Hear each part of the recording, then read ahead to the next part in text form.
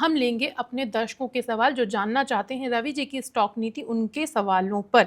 तो सबसे पहला सवाल जो है हमारे पास यूट्यूब पर आया है पिंटू कुमार जी के हैंडल से। इन्होंने लिखा है कि ट्रांस रेल लाइटिंग इन्होंने बाय किया है 785 के लेवल पर, इसका टारगेट क्या होगा ये बताएं। कौन सा स्टॉक बोला, मैं सुन नहीं पाया, सॉरी। Trans rail lighting.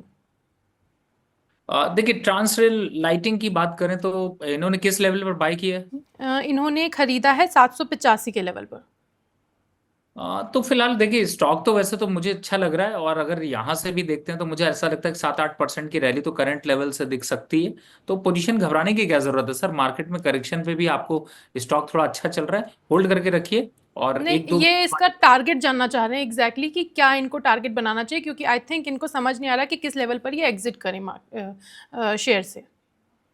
देखिए, ट्रांस रेल अभी फिलहाल मेरे हिसाब से यहाँ पर होल्ड करके रखना चाहिए, और अपसाइड पे लेवल देखते हैं तो 850 880 के आसपास के लेवल अगर आते हैं तो वहां पर एग्जिट करने को सोचा जा सकता पिंटू जी 850 का लेवल दिखे तो आप इससे एग्जिट कर सकते हैं, अदरवाइज अभी होल्ड करें क्योंकि स्टॉक अच्छा दिख रहा है।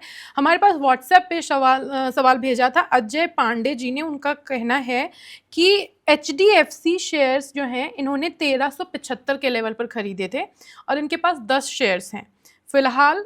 इन्हें क्या करना चाहिए HDFC के, क्योंकि ये और शेयर्स लेना चाहते हैं, उसके लिए इन्हें इंतज़ार करना चाहिए या फिर तुरंत खरीदारी कर लेनी चाहिए? है।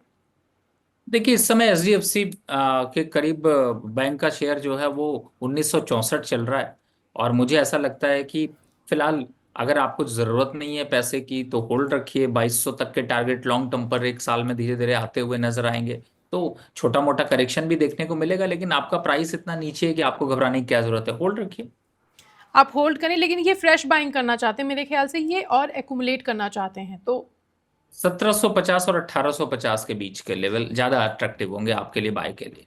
अजय जी आपके पास ऑलरेडी 10 शेयर्स हैं, लेकिन अगर आप और एक्यूमुलेशन करना चाह रहे हैं तो 1750 का लेवल वो होगा जहां पर आपके लिए खरीदारी की सलाह है। यूट्यूब पर एक और सवाल हमारे पास आया है, लावी पुनिया है, ये कह रहे हैं कि सर EI ईल और जियो के टारगेट बताएं। जियो फाइनेंस का शेयर आई गेस इनके पास है, वो उसके टारगेट जानना चाहते हैं। देखिए, इस समय अगर मैं जियो को देखता हूं तो कहीं ना कहीं से जियो भी यहाँ पर थोड़ा सा अट्रैक्शन गेन कर रहा है, और जिस हिसाब से फाइनेंस स्टॉक में थोड़ा सा प्रॉफिट बुकिंग आई उसके बाद थोड़ा सा ऊपरी लेवल से हल्का जरूर हुआ है, लेकिन टारगेट की बात करें तो 350 तक के टारगेट आपको देखने को मिल सकते हैं। पोजीशन लॉन्ग टर्म के हिसाब से होल्ड रखनी चाहिए, स्टॉप लॉस 280 का डाल के रखें। 280 का स्टॉप लॉस लगाएं और लॉन्ग टर्म की पोजीशन बनाएं। ये जवाब है आपके लिए। और सर आपको लोग नमस्ते कह रहे हैं, जय श्री राम का हैंडल है जिसने नमस्ते रवि जी लिखा हुआ है। हमारे पास व्हाट्सएप पर एक और सवाल आया था शायरा का। शायरा ने भेजा है कि इनके पास देवयानी के 200 शेयर्स हैं और उनकी बाइंग लेवल जो है 166 का है। सर क्या करना चाहिए? आई थिंक देवयानी इंटरनेशनल की आप बात कर रही हैं, यस। और इस समय 175 चल रहा है, फिलहाल अभी होल्ड करने की राय है, लेकिन 200 पे आपका अपर प्राइस है। स्टॉप लॉस 170 का डाल के रखिए। 205 208 के आसपास आता है तो एक बार वापस से तंग करिए, प्रगति मैम को तंग करिए, पूछिए वापस कि रखना है एग्जिट होना है।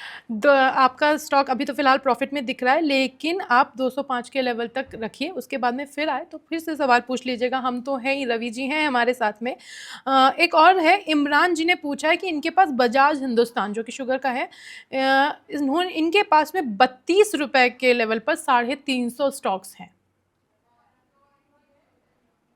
देखिए, चीनी ज्यादा खाते हैं तो सर शुगर बढ़ जाता है, ये तो सुना ही होगा। उतनी मेहनत करनी पड़ती है, और बजाज हिंदुस्तान उतनी मेहनत कर नहीं रहा कि उसका शेयर चल जाए। तो इसीलिए थोड़ा सा यहाँ पर आपको जो है वो एक कंसोलिडेशन देखने को मिल रही है, लेकिन 32 रुपए का खरीदा है, अभी होल्ड कर लीजिए, देखते हैं सर थोड़ा सा 1-2 वीक के बाद वापस रीचेक कर लीजिएगा। थोड़ा नीचे जरूर है लेकिन घबराइए नहीं, होल्ड करिए।